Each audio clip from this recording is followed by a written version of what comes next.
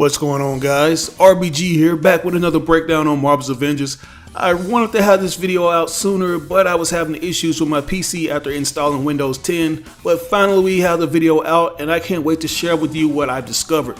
Now, I just want to note that this particular upload won't be a breakdown on the entire War Table stream. I plan on dedicating a video to each segment from the stream, but today we're going to break down the official trailer titled MODOK Threat along with a few other aspects. Now, before we kick things off, I gotta give a huge shout out to today's sponsor, G2A. If you're looking for a way to purchase the hottest video games without burning a hole in your wallet, you should really consider checking them out. They offer key codes for different platforms such as Steam, PS Network, and Xbox for half the price as the original. So check it out. You can do so by clicking the link that will be provided in the description box below. But anyways, guys, we have a lot to go over in this latest trailer.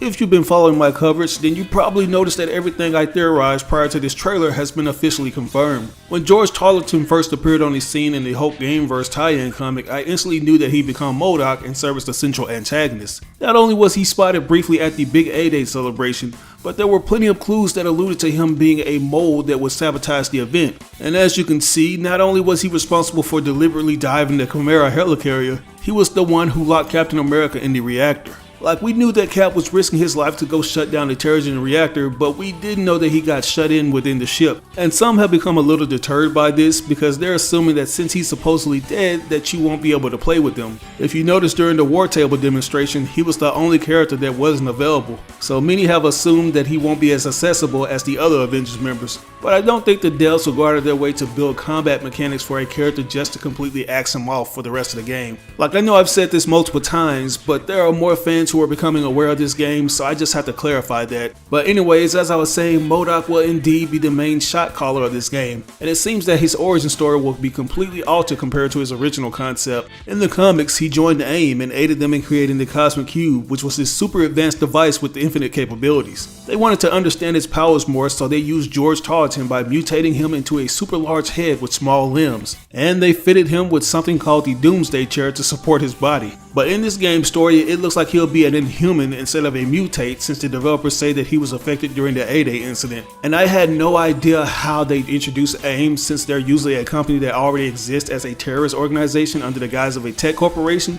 But in this story, George Tarleton is going to be solely responsible for starting the company and using the A-Day incident as a launching point to get it out the ground. The MODOK character is usually portrayed as a more comedic villain, but this version is going to be a more darker and sinister take on the character, which he should be. I mean, his name is the acronym for mental organism designed only for killing. But yeah, I love how we're gonna see him gradually transition into this freakish character we're familiar with. You see him trying to convince Kamala Khan to be taken in for experiments by AIM, and there are noticeable changes going on with his head. It's almost like he's trying to suppress the mutation, which is probably why he becomes more fueled by rage, because he blames the Avengers for his weird appearance. Later on in the trailer, we get a brief shot of what he looks like in his full MODOK form. And it looks like a more realistic version of the character, because even though he has an enlarged head, his small body is still somewhat proportioned. It's not like the original version where the legs and the arms are coming out of his face. Not only is the appearance to his physical body different, but the color scheme is also different from his comic book design. He's rocking this awesome looking black and gold armor that's obviously the brand colors of AIM. And the Doomsday Chair features multiple arms that look like they're going to be equipped with a wide array of weapons, which he's going to need to deal with all the Avengers members at once. It also looks like the chair is going to be powered by Terrigen energy, since you see the crystal on the back. He was more than likely the one who talked Tony Stark into powering the Chimera helicarrier with a Terrigen crystal, and it looks like he'll have a lot of them at his disposal. It kinda leaves me with the question of where or who he's getting all of these crystals from. Many have theorized that he could have gotten them from the moon, or maybe he could have struck a deal with the Kree, who's the original creators of the Terrigen crystal. Either way, it's going to be interesting explaining where he got them from. But besides MODOK, we get a closer look at his accomplice, Monica Rappaccini, who looks like she's going to be doing most of the testing on inhuman subjects. Since the city of San Francisco has become enshrouded in Terrigen mist, more and more Inhumans have popped up. Some don't necessarily want to be Inhumans, while others fully embrace their new abilities and use them for evil. So AIM labels this influx of Inhumans an infection and promises to get rid of it by making up a cure. And I can't help but feel like this game came at a perfect time during the big pandemic that's taking place within the real world right now. San Francisco's been transformed into a quarantine zone filled with an infectious gas, and everyone's scrounging around for a cure to fix it all. I recently watched a video by this awesome YouTuber by the name of Maximilian Dude, and he wasn't too keen on the game's color grading being this drab atmosphere with muted skies. And the reason this is done from an artistic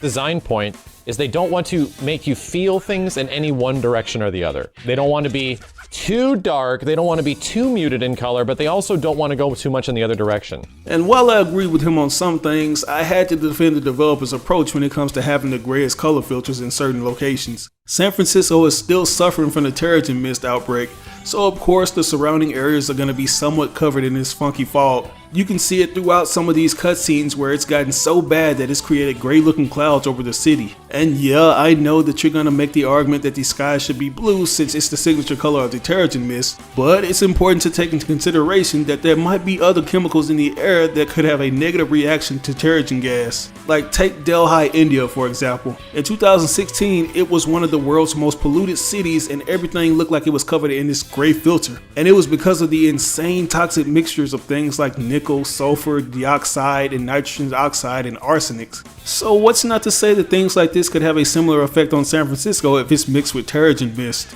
I'm just saying. Speaking of toxic mixes, it looks like this version of Monica Rappaccini will be sticking close to her comic book origins. Originally, she was a biochemist who'd go on to win the Nobel Prize for her work in antitoxins, but she would later lose her damn mind and begin working on biological toxins made for killing. In this trailer, we see her using what looks to be her signature biotoxins to neutralize inhuman test subjects. You'll notice her releasing this purple gas in each one of the chambers after she finds out how to manifest their powers into her adaptoid robots. And this is something that was most likely alluded to in the Hulk Gameverse tie-in comics, because while she was experimenting on the Hulk, she created a powerful gas that could make him revert back to Bruce Banner. So I'm thinking she's taken her studies back when she was a S.H.I.E.L.D. scientist and completely twisted it into this poisonous gas that can wipe out metahumans. She's also closely tied to Bruce Banner in the comics. The two were in a serious relationship and would eventually go on to have a daughter named Camilla Black. So I wouldn't be surprised if Monica's story will tie into Bruce's somewhere down the line. And I also expect that she'll have an even bigger role in the future where she tries to seize complete and total control over AIM. Because that's usually what happens. She usually strives to take the leadership position away from MODOK in the classic stories,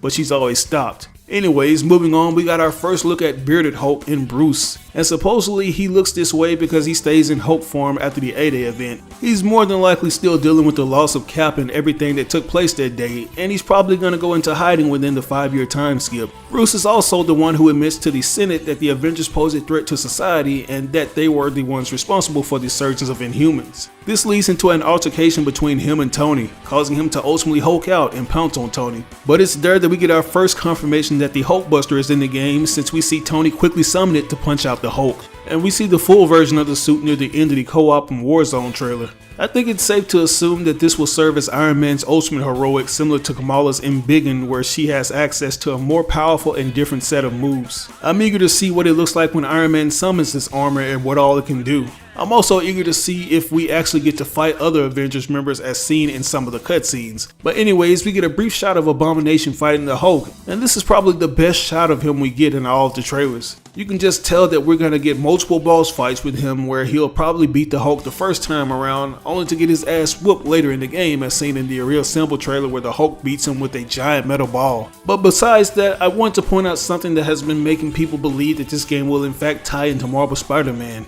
During the scene where Manhattan is in complete disarray, we see a rather peculiar news reporter holding a microphone with the Daily Bugle logo on it, and the design of that logo looks very similar to the one seen in Marvel Spider-Man, but I still am not convinced that this means that the two share the same universe. The trumpet featured on the logo has been used for I don't know how long, and it's still too early to try to connect Spider-Man with the Avengers. By the way, I just want to point out that the reporter featured in this scene is none other than Phil Sheldon, who first appeared in the Marvel's novel in 1994. He's known for always showing up in the right place at the right time to take photos during the most dangerous moments, and this scene captures that trait perfectly.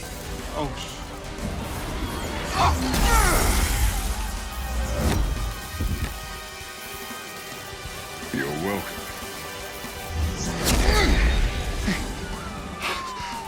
Thank you. Anyways, the last bit I want to talk about is Kamala's role as the central protagonist for this game's story. I know there have been a lot of detractors who aren't that keen on her being the main focus, Not to mention that from a casual perspective, her powers come off very goofy compared to the other Avengers members. And while I get some of these complaints, I think it's important that we actually see how the game plays out. Yeah, I can admit that seeing these new characters thrusted into the main spotlight can be a bit off-putting at times, but that's why Marvel finds a way of utilizing them in mainstream media such as movies and video games. Just look at Miles Morales. This was a character that got a lot of heat after it was announced that he would be filling in for Peter Parker as Spider-Man. But after we saw what the character was all about in Into the Spider-Verse and Marvel Spider-Man, we embraced him. This is what Marvel is trying to do with Kamala Khan. They know that characters like her and Miles are stepping into huge shoes of pre-established heroes, and while they're doing this, they're trying to live up to the legacy while doing their own thing. This is why we see taglines like "Be Yourself" for the upcoming Marvel Spider-Man Miles Morales game, because it's all about coming into your own. And that's what Crystal Dynamics will take even further for Ms. Marvel in the upcoming Avengers game. I'd also like to point out that she has a lot of potential to be the funnest character to play with. Considering the fact that she was top tier in the latest Ultimate Alliance game, I wouldn't be surprised if she delivers in this one, which has a more robust moveset. But I think I've said enough. Let me know what you think about all these details. Are you liking how MODOK will play a more major role as the villain? And are you looking forward to playing this game? Let me know down in the comments below. As always, I ask you like or dislike the video. It doesn't have to be a thumbs up, it can be a thumbs down. Any feedback is good feedback and will only help me improve on future videos. But if you really enjoyed the video, it would help me out tremendously if you shared it with all your friends and followers on social media. Sharing really makes a difference. But once again, this is your boy RBG signing out on another breakdown video. I'll catch you guys later. Peace out.